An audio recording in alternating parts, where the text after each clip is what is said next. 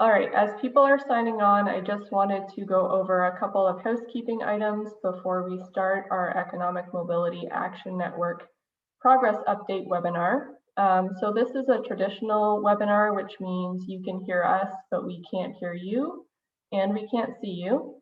This webinar will take place interview style. And during the interviews, I suggest that you use the view button on your Zoom to turn on gallery view.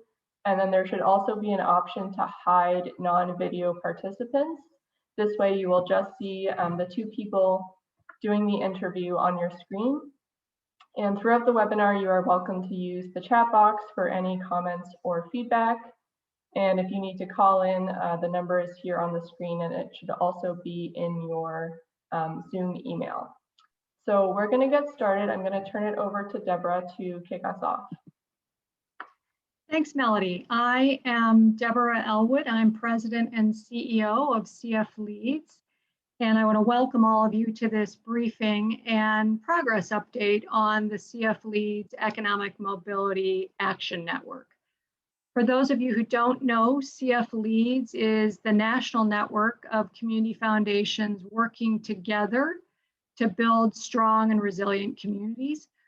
We work exclusively with community foundations, and we work with hundreds of community foundations each year, including with many of you on this webinar. One key role we take on is to help catalyze action on the key issues of our time. And we do that through our signature issue networks. And these are made up of small numbers of community foundations that come together over the course of a year or two to address a particular issue. And these become very rich and powerful communities of community foundations who are working to increase their own effectiveness so they can make better progress on these particular issues. So these issue networks are team-based, including the CEO, board members, senior staff, community partners.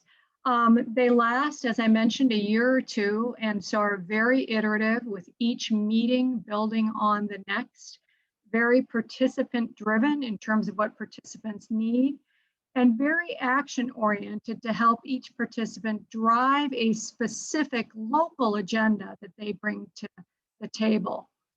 We have a unique blend of very sophisticated content expertise and then very structured and deliberate peer learning.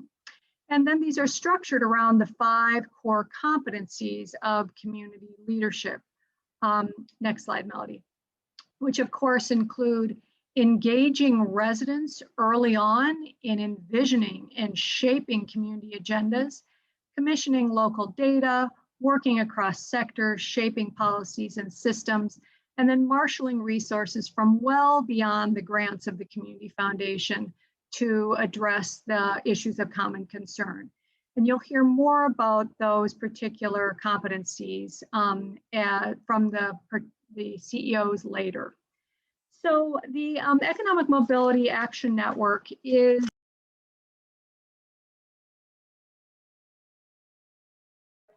Deborah, you muted yourself.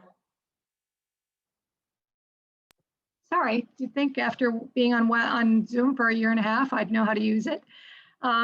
So anyway, this is a 2-year initiative. We are at the midpoint. This was begun in the summer of 2020. The teams have come together 4 times in in-depth conversations, even throughout COVID. We are halfway, but have already really formed a sort of a remarkable community driving each other in this work. Next slide, Melody. The Economic Mobility Action Network has 3 really simple goals. One is to advance the Economic Mobility Action Network agenda using a racial equity lens, and that's been very important. Second is to further develop those community leadership competencies that I mentioned. And then finally, to build peer connections so that peers can draw on each other for ideas and counsel and expertise going forward. Next slide. So we have 6 community foundations that are participating. from San Francisco, from Louisiana, Cincinnati, Buffalo, Chicago, and Southwest Minnesota. We've also had a number of content partners from Michael McAfee at PolicyLink to John Powell at UC Berkeley, Derek Hamilton at the New School. So we've had really tremendous conversations with a number of them as well. Next slide, Melody. So just a very brief thumbnail of our progress, and then you'll hear some specific activities from the community foundations themselves. So number one is the community foundations are trying to adopt population level outcomes. What are some of the specific measurable outcomes that we want to see in our individual communities? And then we're trying to adopt a measurement framework and working with the Urban Institute on their mobility metrics and measures, and also working with Tony Pippa from the Brookings Institution about the possibility of integrating the Sustainable Development Goals. Where every community foundation is also working with Dr. Tiffany Manuel on narrative change through some technical assistance there. And then separate from this work and not funded by the Gates Foundation, the community foundations have come together with a shared policy agenda, and we're working with Prosperity Now on that. So now I'm going to turn it over to our speakers. We're going to be doing this interview style, as Melody mentioned. So I'm going to turn it over to Diana Anderson, who's the president and CEO of the Southwest Initiative Foundation, and to Clotilde Decker, who is from the Community Foundation for Greater Buffalo. I'm not going to do full bio introductions because I think the work is speaking for itself, and I think the reputation speaks for itself. One last thing I want to mention is that CFLeads will be following up with individual webinars from each of the community foundations. So I will turn it over to you. Thanks, Deborah. And hi, Clotilde. It's great to kick this conversation off with you. Could you please explain why you decided and how you were able to launch the Racial Equity Roundtable? And tell us some of what the results have been, in particular, the work that you're doing around the benefits cliff. Thank you, Diana. Great to have this chat with you, and welcome to all of the colleagues from across the United States in the Community Foundation field. So for some very high level context, because local context is king, Buffalo is the third poorest large city in America with high levels of segregation and a skills chasm between jobs looking for people and people looking for jobs. So in 2006, our board prioritized the goal of advancing racial equity because the data made it amply clear that structural racism was at the root, at the center of these long-standing challenges. And in taking a good look at our history, we saw that our community had excelled at making the moral case for race equity, but we had never made the economic case, and we needed both. So this work clearly was beyond the reach of our foundation or any one organization or government agency. Hence was born the Greater Buffalo Racial Equity Roundtable, which is a Kellogg TRHT effort. So we convened influential leaders from business, from government, from the nonprofit sector, civic groups, and faith communities to co-create an agenda that would advance the goal of accelerating progress towards an expanded inclusive economy. So that's the goal, an expanded inclusive economy. The body of work has three guiding principles. It is rooted in data, it is focused on systems change, and it works to call people in versus calling people out. Calling people in has evolved, developing an intentional narrative, which is specific to our local context. And every indication is that it's working because we have over 300 partners at this point that are doing this work with us. So these interrelated, mutually reinforcing initiatives of the Greater Buffalo Racial Equity Roundtable fall into two categories. Number one, creating the conditions for change, and number two, systems change. A little bit about creating the conditions for change. This involves equipping key organizations and their people, starting with the leaders, with the knowledge and the tools to create this systemic change, which results in measures such as policy change, procedural changes, changes in allocation of resources, all to unlock opportunity for economic mobility within these systems. And as you know, systems are made up of multiple stakeholders. So another key component of creating conditions for change is developing intentional narratives. Again, narrating the work in new ways that speaks to our intended audiences has actually led to new behaviors. So these strategies are all threaded through the second category of systems change. We are working on 4 systems that were prioritized in partnership with the community. All of these tables include people with lived experience. These systems are workforce, workplace readiness, criminal justice, and education. So this systems change work involves removing barriers to economic mobility and co-creating pathways to opportunity with all the key stakeholders in that given system. Again, multiple organizations. And an example of how we are addressing a systemic issue in the workplace is the launch of the Benefits Cliff Calculator. Now, this calculator will help employers understand this barrier to economic mobility. Number 2, develop solutions within their workplaces to address this issue. And number 3, become informed advocates and ambassadors for the necessary public policy changes which are needed to address the benefits cliff. They're going to understand why people are declining promotions, right? Because frankly, they would all make the same decision given those specific circumstances of the individuals that are declining promotions.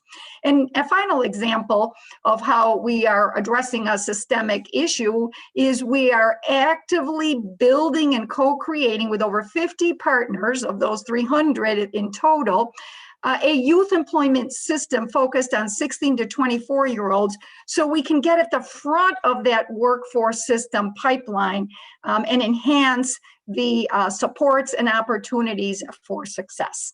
So that's a high-level overview, Diana, and now let's pivot to your work in Southwest Minnesota.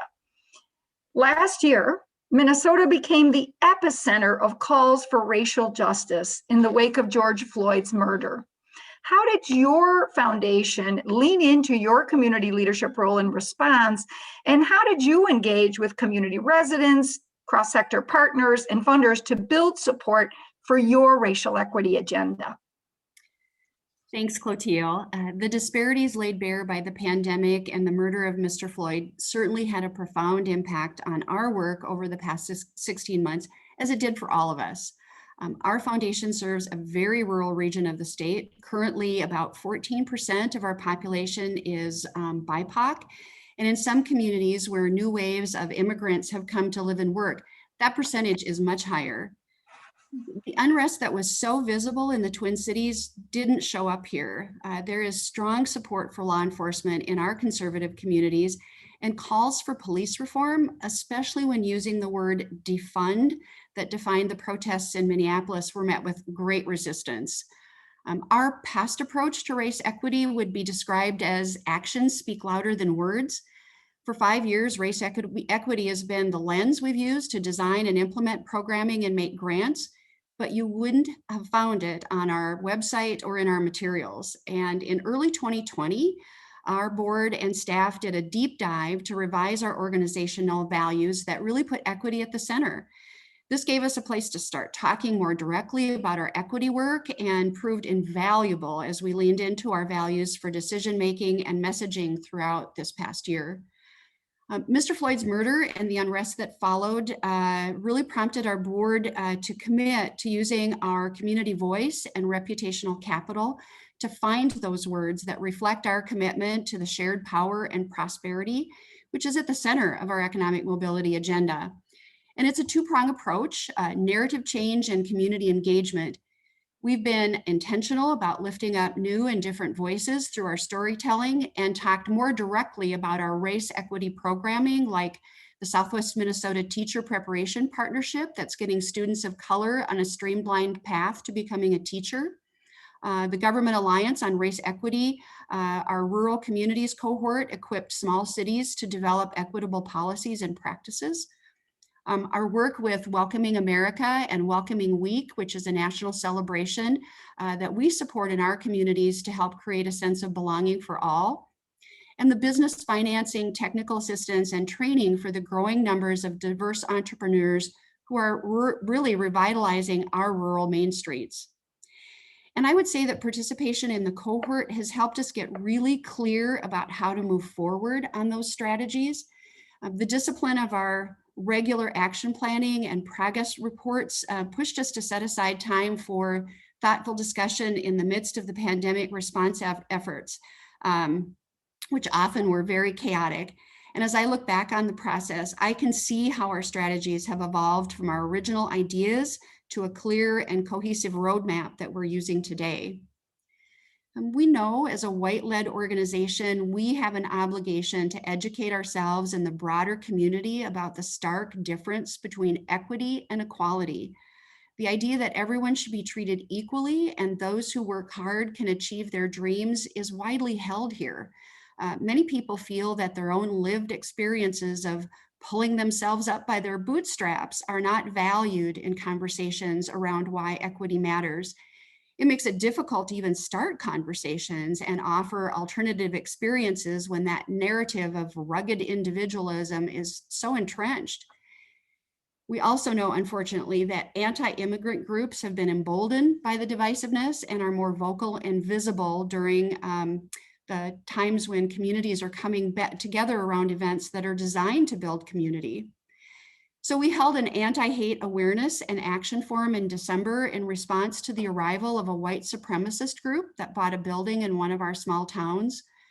You know, our region is filled with caring and thoughtful people, and our goal was for them to gain an understanding of white supremacy and how it shows up in our rural region, and what we can do to build more welcoming and inclusive communities through our own circles of influence. And also as a white-led organization, we must work hard to build trusted relationships within our communities of color. It's been challenging to stay engaged during the pandemic, but we have a community engagement officer and a Lead for America fellow that live and work in our two most diverse communities. We've written a grant to hire a rural equity specialist, and we'll know in August if that position will be funded. Our longtime funding partners are interested in getting resources directly to organizations that are by and for the communities they serve. And many of our BIPOC-led nonprofits are in the startup stages in rural Minnesota. So this new position would work to build their capacity. We share our geography with 2 Native nations and have prioritized relationship building with our Dakota leaders and communities. I'm so excited about work we are currently doing with Native consultants and local tribal historians. We are looking at how we might use our farmland program as a dedicated funding stream for projects in the Upper and Lower Sioux communities.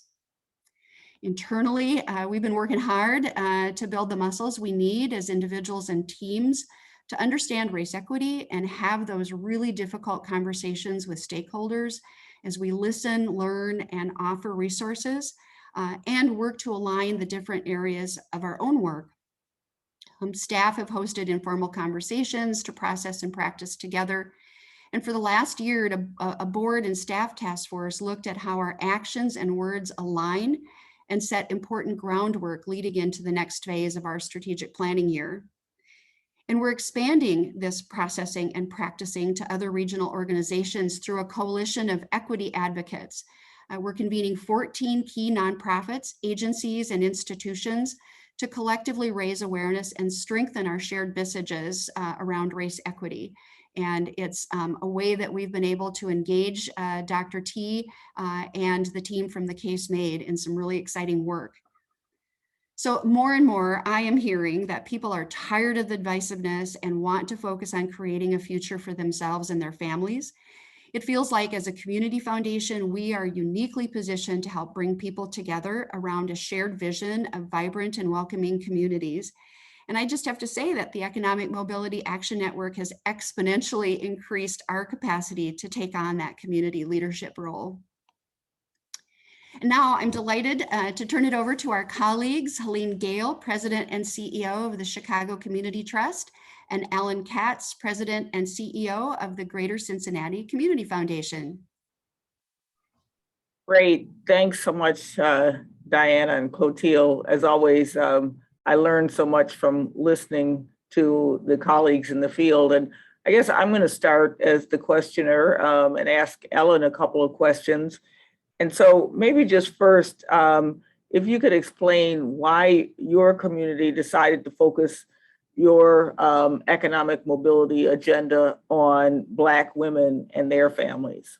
Sure, good to see you, Helene. So I actually would take the answer back to almost 2016. PolicyLink had just delivered their All-in Cities strategy, which really centers equity as a superior growth strategy for regions. And we had heard about the framework at their big equity conference and wanted to bring that to Cincinnati. So in working with them at 2018, we had actually put together a strategy for our region. And we brought together a coalition, and in thinking about how the strategy would be focused, we kind of went back and forth, like, would we focus on a particular part of our region? Would we focus on a particular population to create greater equity with systemic and policy related opportunities? And what we decided was we wanted to focus on a population, and we got very narrow and selected Black women as those who have the greatest opportunity for leverage and to create a ripple effect across our region. And obviously, you know, the data that we were dealing with at the time demonstrated, I think what we all learn is that you know, there are whites on the top, Blacks on the bottom, and everyone else in between. And then on the bottom, Black women were just really, the disparity was just too tremendous. So in partnership with our All-in Cincinnati Coalition and then Greater Cincinnati Foundation ourselves, and even our Women's Fund, we all decided let's rally our strategies around Black women specifically. And I did just want to sort of channel in Angela Glover Blackwell's focus on the curb cut effect. And we've just used that as an analogy around why we think Black women are so critically important. You know, when you invest for the benefit of a specific population, everyone is better off. So we're really able in our work around narrative to bring that into the conversation and have people understand what we're talking about. So at that time, we thought, okay, we're focused on Black women. Now, what specifically about her life do we want to focus on? And we chose two systemic areas for her. One is where she lives, which ended up in our creating a affordable housing blueprint for our region called Housing Our Future. So where she lives and also where she works. If we could affect those two experiences in her life, that would create the greatest opportunities for economic mobility. So having already created the Housing Our Future plan locally, once we got into this experience, the Economic Mobility Action Network, we thought this is our place to really build out our strategy around where she works and her own employment experience. So in the time that we've been in this network together, we've been doing a lot of research and gathering a lot of data about the status of Black women working in our region. We've done a ton of listening. We've had multiple focus groups with Black women who are in entry-level jobs and just really struggling, with Black women who are rising leaders, with Black women who are seasoned executives, and with Black women who left the region because Cincinnati did not serve their wealth building opportunities well enough. So lots of research, lots of talking to get her voice into our planning. And this opportunity has also given us a chance to think about measures. So we leaned into Tony Pippa from Brookings, who's been working with us and helping us with the SDGs particularly, but just to kind of get his insights around developing a specific measure for our region. And in our research, we learned that in Hamilton County, which is kind of the primary county that's central to this region, There are 58,000 Black women at work. And what's shocking is 49% of them make less than $15 an hour. So that's unconscionable. But at the same time, we thought, you know what, that's an actual number that people could wrap their heads around. So we're talking, less than 30,000 women. It's the size of a community here locally called Norwood. It's a manageable number. So as part of this experience, we have been crafting a plan to reduce that number by half. So suddenly we're talking about moving 15,000 women to a better economic place via where they work. And that's really, people can really wrap their heads around that. So there's a lot going on in our region around improving the quality of jobs for everyone who lives here. Inclusive capitalism is a big point of conversation here.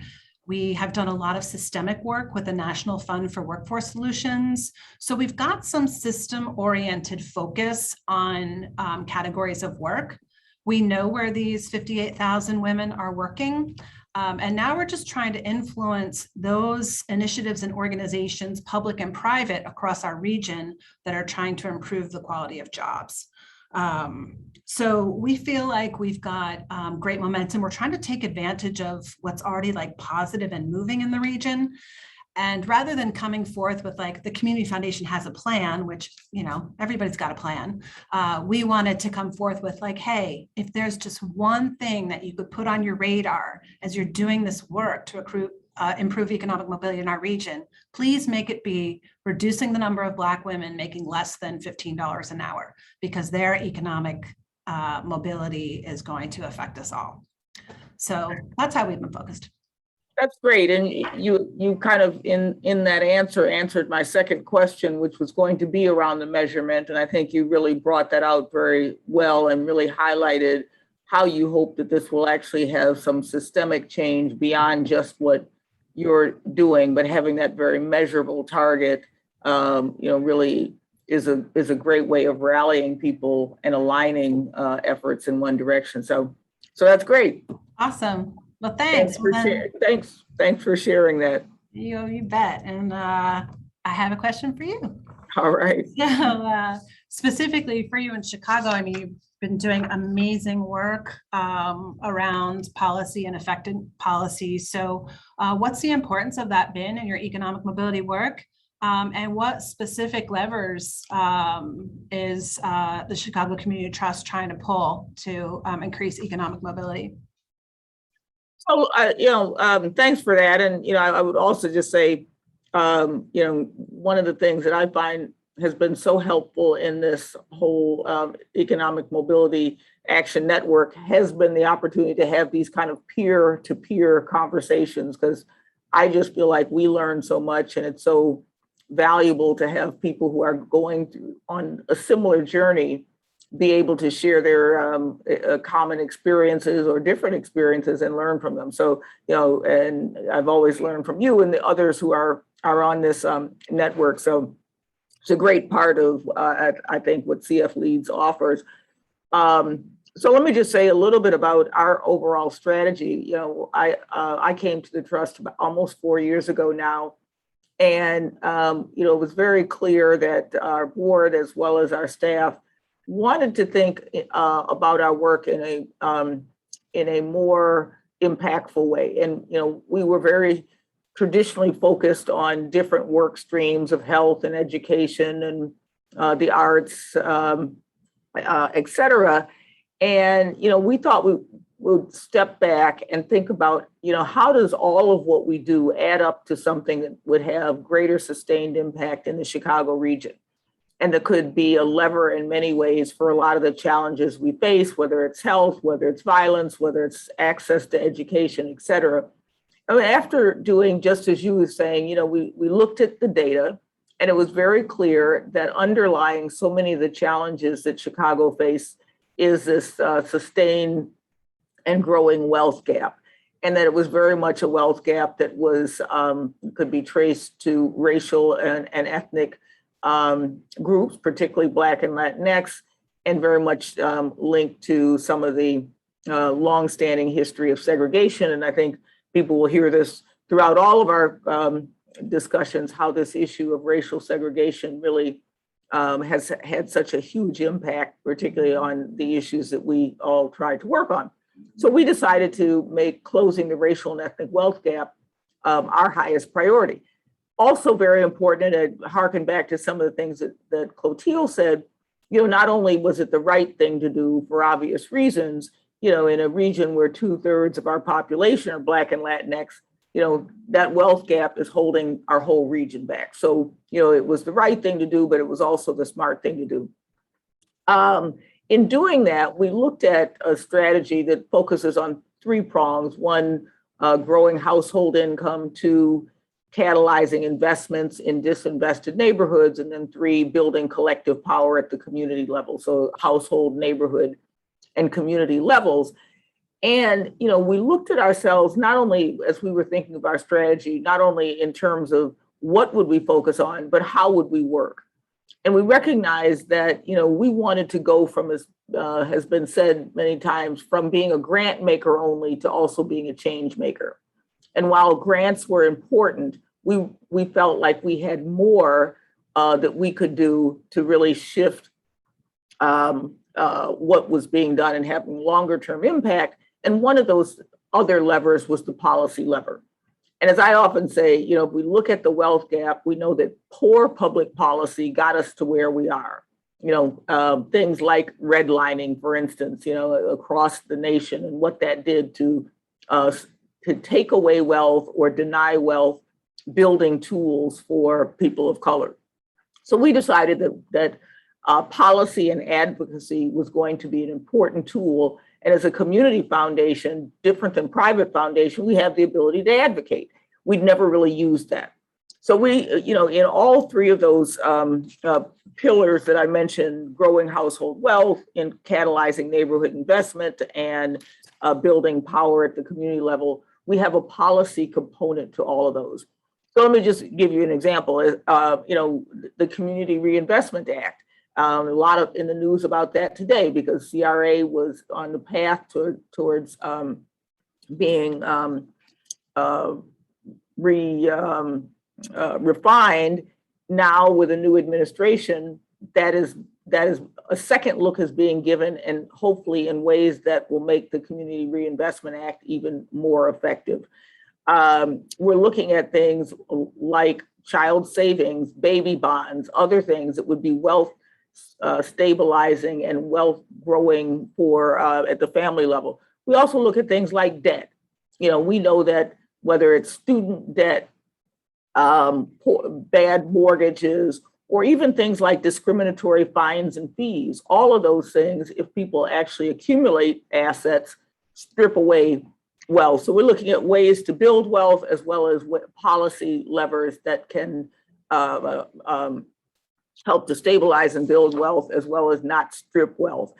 I could go on and on a lot of the specific policies, but more to say that if more and more as the discussion continues to go in the direction that we're not just trying to think about individuals, we're also thinking about what are the structures that are in place that keep people from being able to have economic opportunities. If we look at only the individual without looking at some of the structures, we don't feel like we will be as able to have the impact that we want on closing the racial and ethnic wealth gap.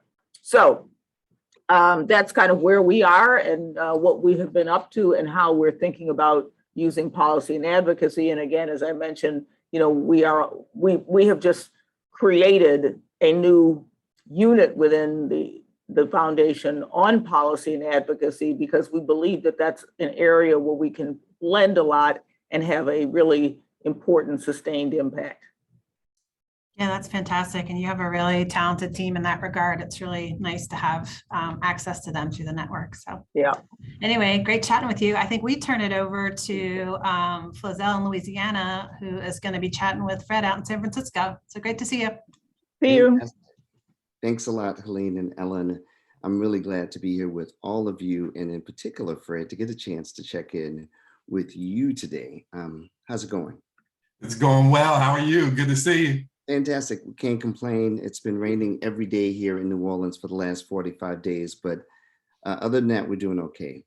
Why don't we jump right into it, Fred? I got a couple of questions I'm hoping we have time to get through today. Why did the San Francisco Foundation decide to use a reparations frame to advance its economic mobility agenda? And could you help us by describing the frame and how it has shaped the foundation's work?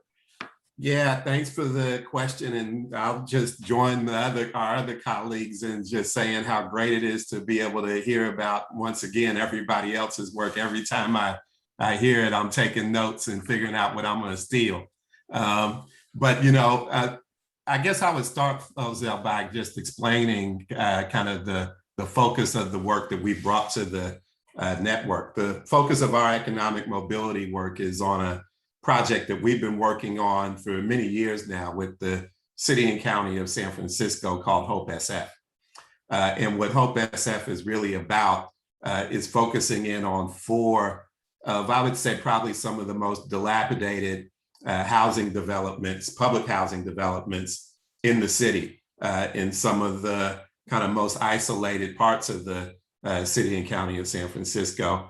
You know, in those four developments, we've got probably about 5,200 individuals, you know, comprised of, you know, families and their children. And the focus of Hope SF is on completely revitalizing that public housing, but doing it in a way that has, as you can imagine, a very strong focus in on the quality of the bricks and mortar, but just as much focus in on making sure that there's not the widespread displacement that is generally associated with public housing revitalization, and a real sharp focus on the kids and families themselves, in addition to the bricks and mortar.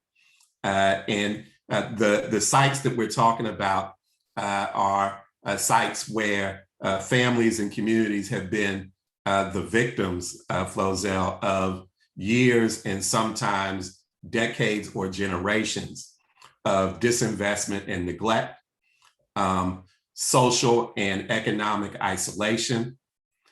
People have been exposed to high levels of violence and degraded health situations. And so we're talking about a community and a set of individuals and families that have been exposed to a lot of harm and a lot of trauma-inducing circumstances. And so with that as the backdrop, you know, we and the partners in Hope SF in partnership with residents have really decided to adopt a reparations-oriented approach to the work. And, you know, and that approach involves, as you can imagine, first and foremost, acknowledging the harm that's been done, trying our best as a community to be responsive to that harm, but ultimately to seek reconciliation and ultimately get to liberation for the communities that we are focused in and focused on and talking about. I think it's important, Flozell, to distinguish between what we would characterize as a small R reparations approach to the work and the big R of reparations, which is a very powerful word for Black people in this country. We do not think that this approach to the work is supplanting or addressing big R reparations, which are a bigger set of responses that are owed to Black people for slavery, Jim Crow, Reconstruction, and a myriad of other things that we continue to have to deal with. But we do think that this kind of approach is the approach that is the right one to guide our work in these communities. We've seen very positive results. Hundreds of millions of dollars have gone to the revitalization process on the physical side. All four of the developments that I referred to are fully funded for that revitalization. There have been incremental improvements to people's income and earnings and things like that. But we still have a long way to go in order to get families in these communities connected to the local economy in a way that can produce the kind of wealth building that Helene talked about and refers to in the work in Chicago. Last thing I would say is that our involvement in the Economic Mobility Action Network has been tremendous for us. It has brought focus to our team. It has created the opportunity for us to learn from our partners. And it has kind of put folks in the room who aren't generally in the room together. We've got a team that involves not only our staff, but our members of our board of trustees, outside community partners, as well as residents. And so that team has been a dynamic one. And I think our involvement is, like others said, really exponentially increased the focus and the impact of our work. Fantastic, Fred. I really appreciate you giving us a sense of that framework and also really making the point between the big R and the large R and the small R, and why it's important to be able to share that. Tell me just a bit for a second before we transition about the importance of community engagement in your economic mobility agenda. I mean, I know a bit about your leadership even before you got to the foundation. I know that's something that's always been important to you. How are you guys lifting up resident voice and power? Yeah, I'll be really brief on that. From the get-go, we have been involved with residents at the ground level, and they have been the driving force to this work. I know we're running short on time, and so I'm not going to go into tremendous detail on that, but everything that I've described places residents at the center in terms of decision-making and strategy. Flozell, I do want to pivot to you though. And I guess the thing that I would lift up is that unfortunately, Louisiana is no stranger to kind of devastation and having to respond to it. And, the pandemic is layered on top of all of that. So if you could talk a little bit about kind of how the Community Foundation has responded to the pandemic, how its response has been informed by previous, exposure to devastation in the community, and in particular for you too, like how you all have engaged business and the resident community in solutions. Absolutely, thanks, Fred. I really appreciate that. As you pointed out, as a philanthropic organization that was really born out of the catastrophe of Hurricane Katrina, we understood at Foundation for Louisiana that we needed to develop a practice that was going to work for us because we're in a disaster-prone area, and because disaster and climate science told us 15 plus years ago, the entire country would be beset with these challenges. And we certainly see that happening now. And so the only good news when this pandemic happened is that we already have a practice that we call our framework for equitable disaster resilience, Fred. And we know those that are most at risk during after the disasters are those who are already marginalized, as per the discussions that we've been having today. And so according to the data that we have that's local and locally sourced, but also being compared at national and global levels, and our dyed-in-the-wool values around racial and gender equity, we pay particular attention to Black and Indigenous or Native and other people of color in moving forward in overt commitment from our perspective to be with people, to listen and to learn from people, and to make sure that we are in relationship with our trans and gender non-conforming neighbors as well in our communities. And so over the years, we've developed a strong relationship with Louisiana's people through leadership development and community advocacy efforts that help us keep our fingers on the pulse of what's needed.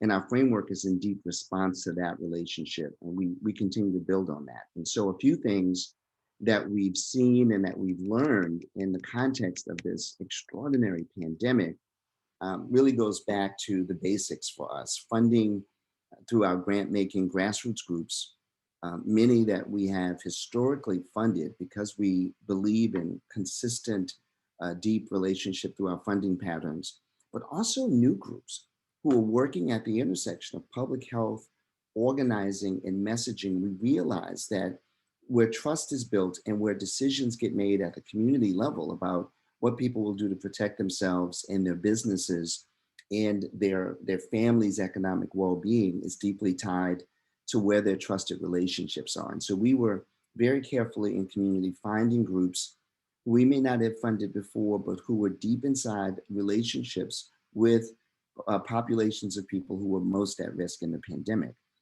We also saw a unique need to assist with fund development efforts. We identified and intentionally assisted some of those nascent or non-traditional organizations who emerged as leaders. In New Orleans, for instance, one of those groups was the Hospitality Workers Union. You know, we have a huge tourism economy, which also translates into some pretty extraordinary racial and gender economic disparities. And we've been doing that work for years, but didn't understand that they would emerge as a leadership group, really helping to bridge the gap there. And some of the regional mutual aid societies. It's been fascinating to see how people continue to lead and innovate inside of catastrophes and finding ways to elevate each other and to help each other. And so we've learned a lot about that. This is so important for us, Fred, because Louisiana has the highest rate of childhood poverty. New Orleans has one of the worst economic disparity measures in the country. And so we anticipate inside of any kind of disaster, particularly after what we saw the pandemic was doing, that economic mobility would be significantly narrowed, and our grant making and strategy is responsive to that. Another resource development opportunity that I think I heard a few other folk mention was just making sure our partners could access PPP and other resources. You know, one of the things that occurred to us, this is such a non-traditional disaster. We've reoriented our practice to respond to the shifting sands nature of this. So for our own purposes, we closed our offices to protect our team. We shifted significantly our grants and loan management practices to support streamlined or delayed reporting. We offered no interest or no cost extensions, and some loan forgiveness because we have a significant loan fund, and a significant shift to general operating support. Honestly, Fred, accelerating a best practice that we were already pushing forward inside of our work, working with our donors and working with my board to do that. And we really worked closely with our partners to understand in this moment, what does it take for us to respond to you?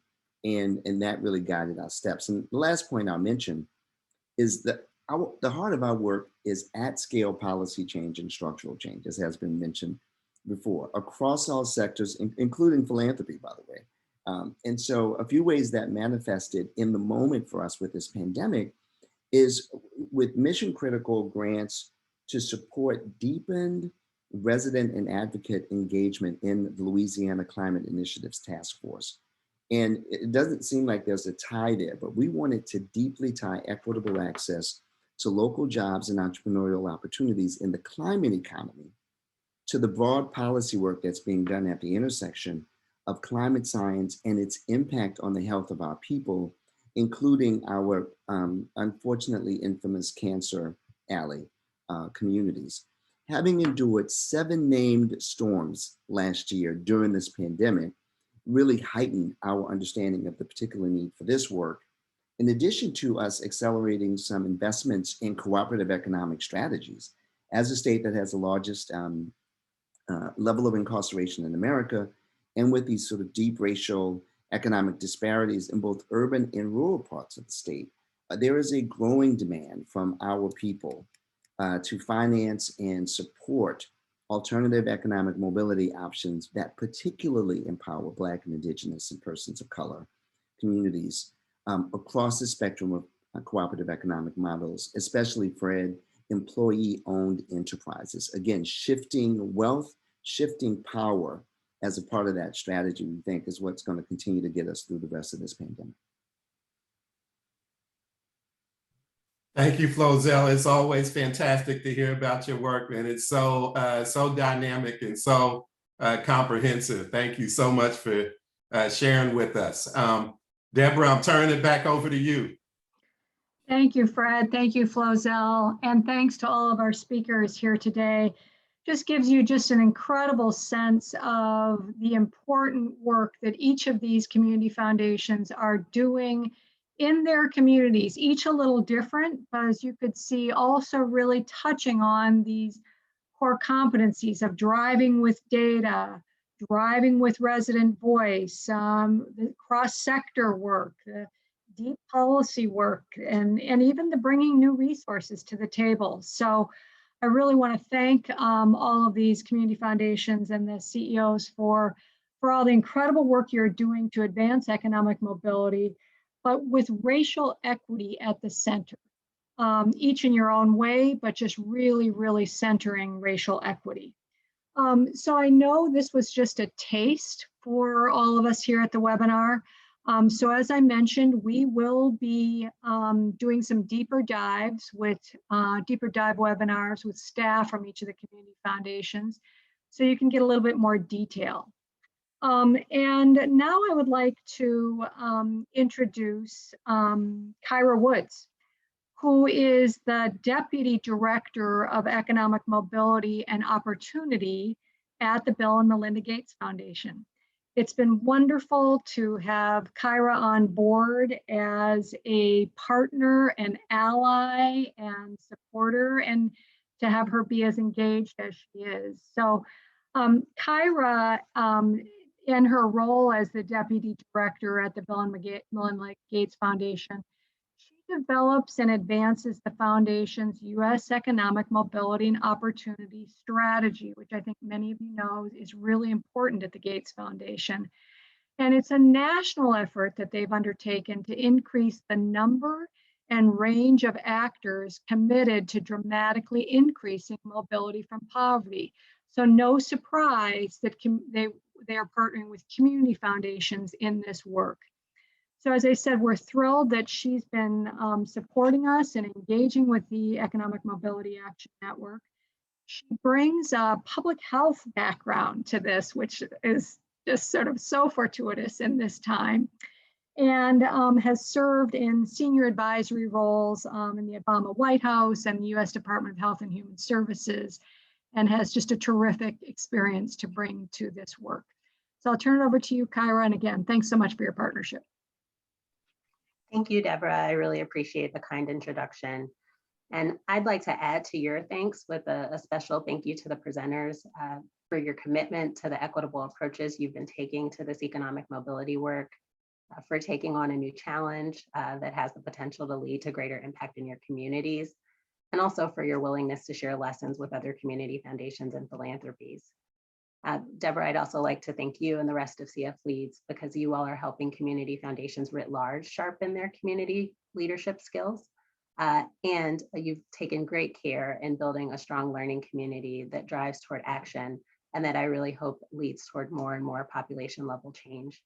This is tremendous work and a tremendous partnership for which I'm grateful. As we know, it's a critical time to be doing this work when so many have faced even greater economic hardship than usual as a result of the pandemic. Of course, this country will be better off if race, ethnicity, and zip code are not determinants of life outcomes. And it's really meaningful to see this work be prioritized at all levels of philanthropy and beyond. I'm so enthusiastic about this work in particular with community foundations, as you all continue to play a significant role in local civic infrastructure, and you're serving as key experts in your communities with strong relationships, a clear understanding of the local needs, and a connection to ideas and resources within your communities. Through the CFLeads Economic Mobility Action Network, the Gates Foundation is helping community foundations to build their capacity to be leaders in advancing economic mobility agendas that are tailored to those unique local priorities. And as a national foundation, we see community foundations as logical partners in this work and would welcome interest and input from other national philanthropies as well. So I'll turn it over to you, Deborah, again to close us out, but really appreciate the opportunity to say a few words today.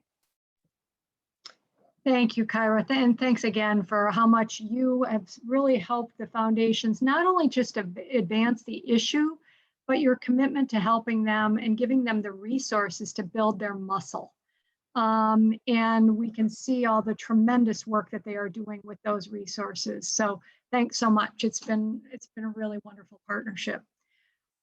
So stay tuned for the announcement of additional webinars to provide you with more specifics on what these community foundations are doing in the field. And if you have any additional questions, please feel free to contact CFLeads. You can contact Leonard Brock or me and with any additional questions, or you can contact these CEOs directly. So thanks so much for participating today. We are adjourned. Thanks so much.